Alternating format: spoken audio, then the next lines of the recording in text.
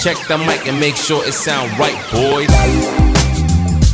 All right, what's up? What's down? What is going on around? I'm Paulo Leasing, founder of StartupInTaiwan.com. This show is to answer your questions about starting up in Taiwan, either for business, school, or just hanging around. So leave your questions in the comments section below. Our topic for today is about foreigners who are teaching in Taiwan. Now, the common knowledge of many from abroad is that foreigners are limited to teaching English language here. While most of the teaching jobs are for teaching English language, many universities and even schools for kids are looking to hire teachers in other fields of study. Our guest, Carlos Argueta from Honduras, is an experienced programmer and researcher who has published papers and has launched projects ranging from mobile apps to machine learning. Carlos is skilled in natural language processing, computer vision, and app development. He is a strong information technology professional with a PhD, focused in computer science from the National Tsing Hua University. Welcome to the show, Carlos. Thank you, Paulo, for inviting me. I'm very happy to be here today. First question, why Taiwan? Yeah. Okay, so, or I don't know if everyone knows this, but my country, Honduras, is one of the countries that recognize Taiwan as an independent country. So we actually have an embassy here and all that.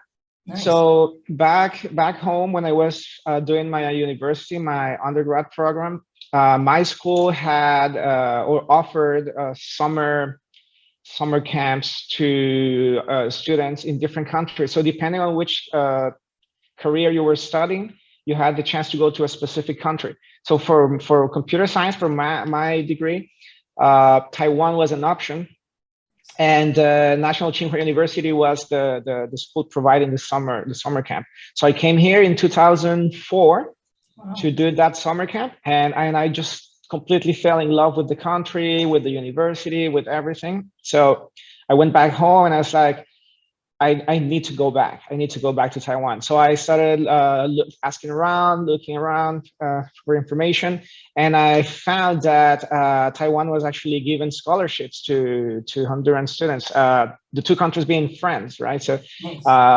that's where I saw the opportunity. I applied for a scholarship, and 2006 I was here. Nice. May I ask, was English used as the mode of instruction for your master's and PhD programs at Tsing Hua University? Yeah, so again, Taiwan is trying to promote itself with its allies. So there is something called the ICDF, Taiwan ICDF, which is a International Cooperation and Development Fund. So pretty much they give scholarships to students to come here to study, or for professionals to come here to receive training. So this entity gave me the scholarship, and they partner, in the case of students like me, this entity partners with local universities to create English programs so that students from other countries can come here to study.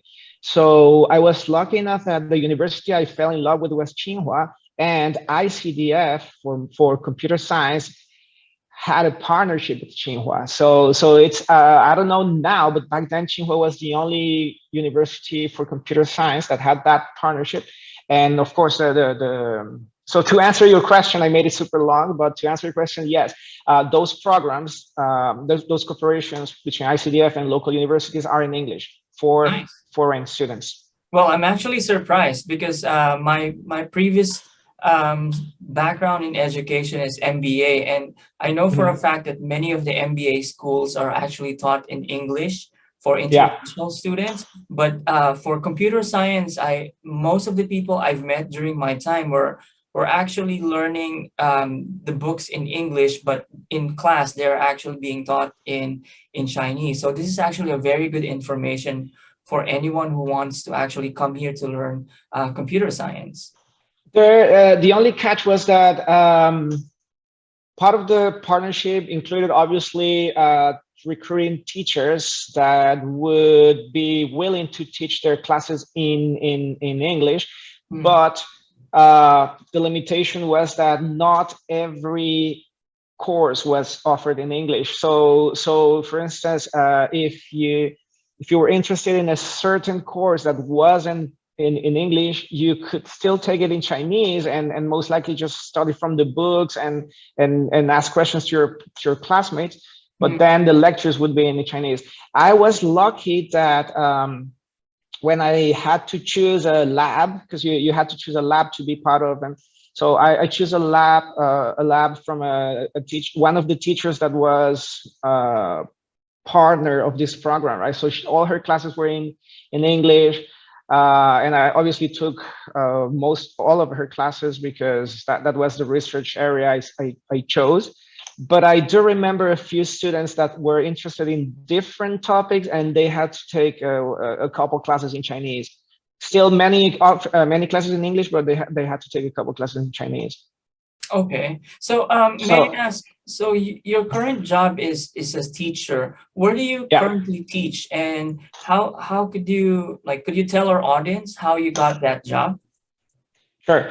So it's a high school in Linko. It's called AAIA for short. So it's an American school, obviously.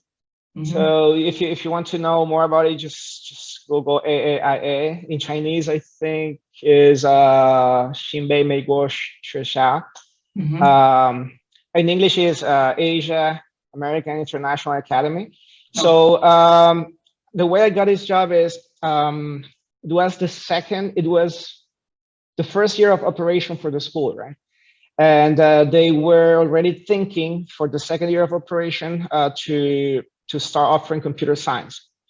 So some admin at the school at that time got in touch with one of my good classmates from college and tried to recruit him to be the computer science person. But that person, my friend, was leaving Taiwan at the time. So he recommended me as another alternative. So I got in touch with this admin from the school, and then I got the interview. I went to an interview, and I got the job. So right now the school is finishing its 6th year of operation. Wow. So I started working here almost 5 years ago when the school was about to start the 2nd year of operation. So it's a relatively new school. Okay, so do you have any tips for anyone who wants to follow your footsteps of teaching whatever expertise they have other than English at schools here in Taiwan? Anything they need to keep in mind? Okay, so I'm assuming we're talking about people that are not interested in teaching English, but maybe teaching, I don't know, chemistry or something else.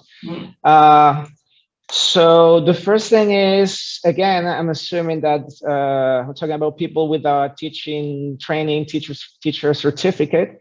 So the first thing would be to not overthink it, not be afraid of not having a teacher certificate. Yes. I know that many very popular top schools will not take you without teaching certificate, but there are still many smaller schools that it's not that easy for them to find like super experienced teachers. So they will take you even without much experience or without any teaching experience and without certification. They will take you, and then you could use that as a chance to gain experience, right? So that could be your first job. Maybe it's not the best job, but you can use it as a way to gain experience, to train yourself, and to determine if that's what you really want to do, right? Because maybe you won't like teaching. And then once you get the job, let's say after 2 years teaching, you're like, yeah, this is what I like, and then you can go on and try to get a teacher certification online. Like you can get it online. You don't have to actually go to a physical school for 2 years and take time off to do that. There are teacher certifications online that you can take while you are still teaching, while still working. And then once you have that plus the experience, then you can shoot for a different school, like a more popular school, a better school. Yeah, that's what I would suggest. Oh, and something else. right now is actually a good time because before COVID and before all those quarantine restrictions and stuff like that, many foreigners tried to come to Taiwan to teach. So schools had options. But now, because of all those restrictions, pretty much foreigners can't come here unless they already have Like a school, right? unless they already have some sort of a visa, or if the school sponsors them. But it's getting very difficult right now. So most schools are not recruiting abroad, and they're trying to look internally in Taiwan. They're trying to recruit from the teachers. No, what I mean is that it's easier if you are already in Taiwan. It's easier to get a teaching job now because you don't have the competition from teachers from abroad anymore. Yeah, nice. It's not very easy for. What's that? Nice for me, basically, if I want to teach in Taiwan, because I'm yeah. This is the time. It's going to change because the moment the borders are fully open again, then schools will start getting teachers from abroad. But right now, if you want to start teaching and you're already in Taiwan, it's easier for you because it's very hard for schools to bring a teacher from outside right now. Got it. Well, aside so this from is the time. we actually have a lot of like tips that you've got, and these are really things that maybe we will need to follow up in the future. But I'm also interested in what other things that you're doing aside from teaching. You're also you also have your Soul Hackers lab. Could you tell us more about this? Yeah. So it started around 2014. It was my last year of PhD. So back then, I had kind of like some algorithms created from the research I was doing as a PhD student. So I wanted to commercialize what I knew back then. So in 2014, it started as a potential company. Then in around 2016, I actually joined a startup accelerator. So I was full ready to get rich, like all those tech entrepreneurs dream. But things didn't go as well as I wished for. So then I had to start teaching, and then Soul Hackers Labs became more my side research project. So right now I'm treating it more like a personal research lab, and I have actually published a couple papers, scientific papers, under the Soul Hackers Labs name. So right now it's not a business, but I hope to, in the near future, I don't know, try to again turn it into a startup company, another business. So yeah, it has evolved through the years since 2014.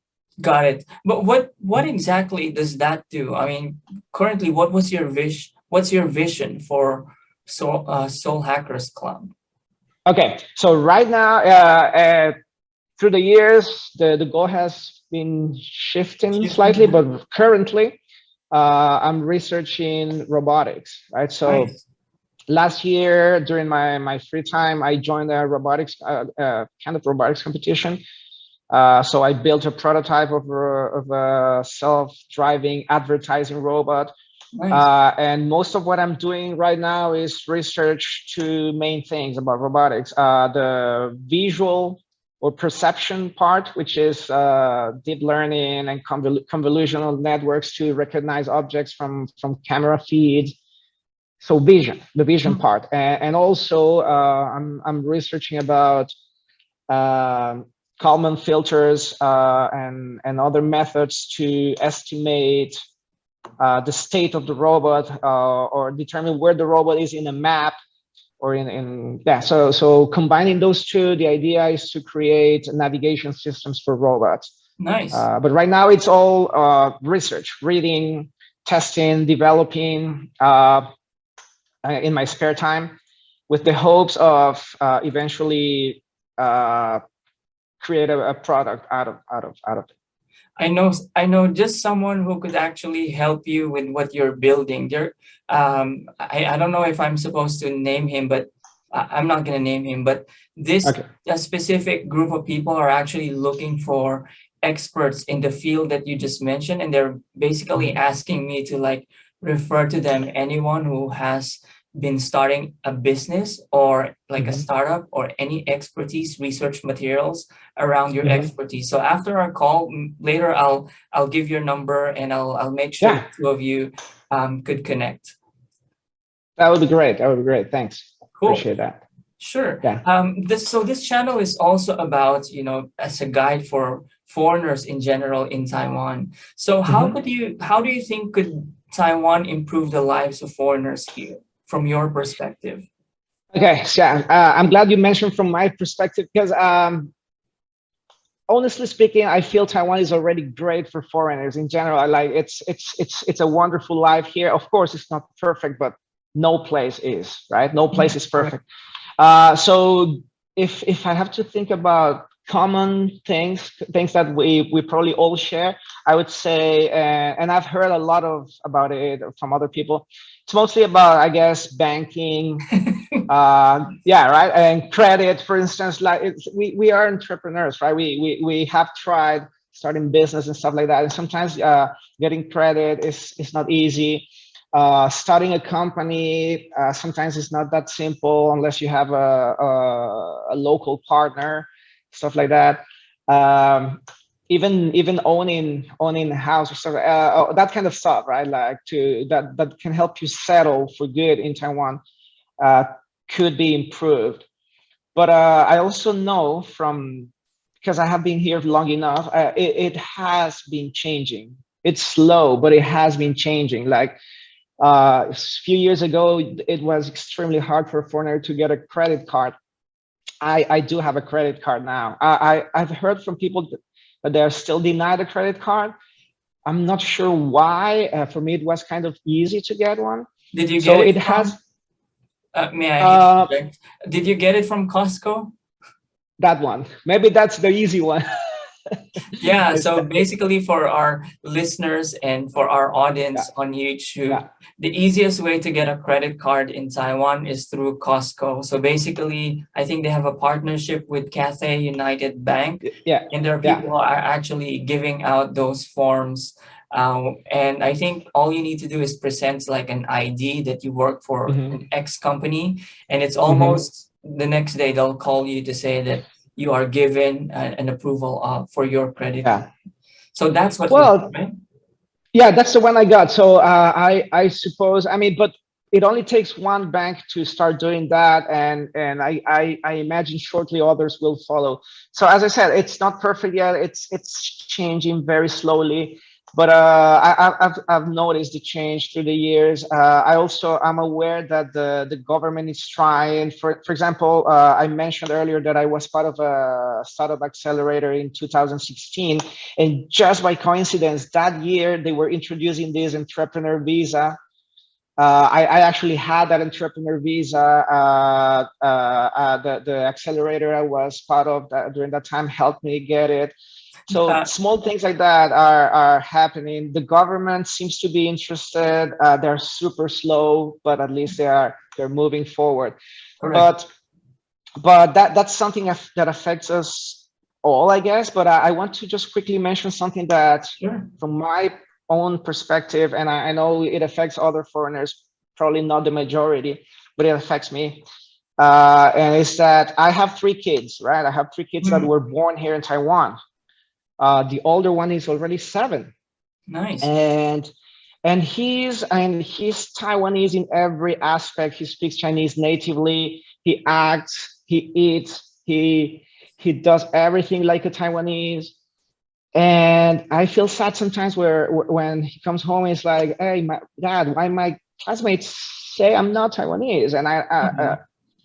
I struggle answering that question because mom is not Taiwanese. I'm not Taiwanese. So that's something I think should probably change. That's something that is affecting me because I don't have plans, at least for now, to leave Taiwan, and I don't see why not kids that are born here and raised here cannot have the nationality, the citizenship, just because the parents are not Taiwanese. So that is something that I hope changes in the future. Like the children of non-Taiwanese parents that are born here and raised here should be Taiwanese, I think.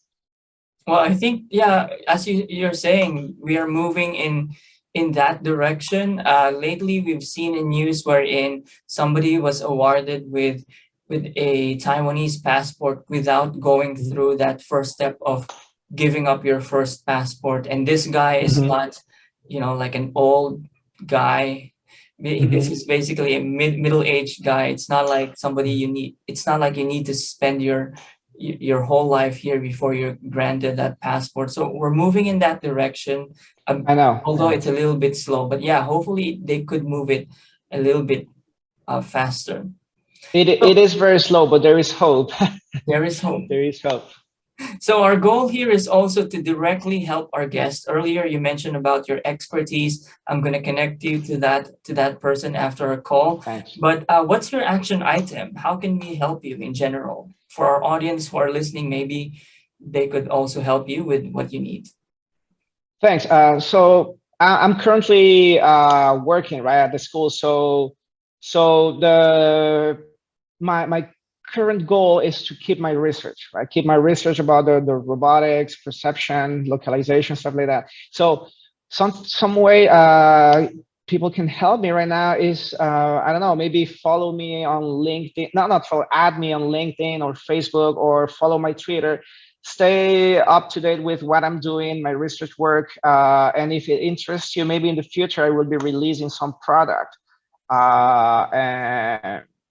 And who knows, maybe that person or someone that person knows can refer my product to their friends, or yeah. So that would be a great help for now. Just connect with me, get to know what I'm doing, follow my Twitter account, get to know what I'm doing, and in the future when there is a product, if you can help with the product by either purchasing or recommending it to someone, that would be a great way to help me. And we'll be happy to have you back here on our show. Once your product is ready, you can promote it to our audience as well.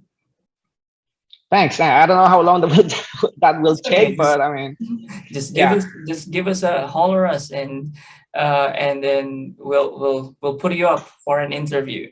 Now let's do a fast round. So a fast round. Basically, you just need to tell me what comes to your mind first. Are you ready? Okay. Yeah. What's your daily breakfast? Recently, I've been having a lot of a bowl of milk with mixed berries or a banana inside, with whole oats, granola, and mixed nuts. Bunch of mixed nuts inside. What show are you currently watching on Netflix? Not much time for TV recently, but whenever I can, I'm watching Dark.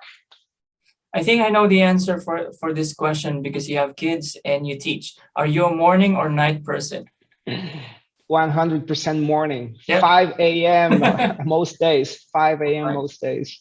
Android or iOS? So it changes with my coding needs. Currently Android, but I was iOS before. It changes all the time. Mac or PC? Currently mostly PCs with Windows and Linux. I still have a MacBook when I need to do something with Mac systems, with Apple systems. Very developer-like. Favorite games or board game? Right now, I only have time sometimes to play something called Hot Wheels Unleashed. It's a racing car game that I can play with my son. Nice. Favorite movie of all time? That's a hard one. I would say, as a nerd that I am, the original Matrix, maybe. Favorite book? Too many good books. I have two come to my mind, like Sapiens and Thinking Fast and Slow.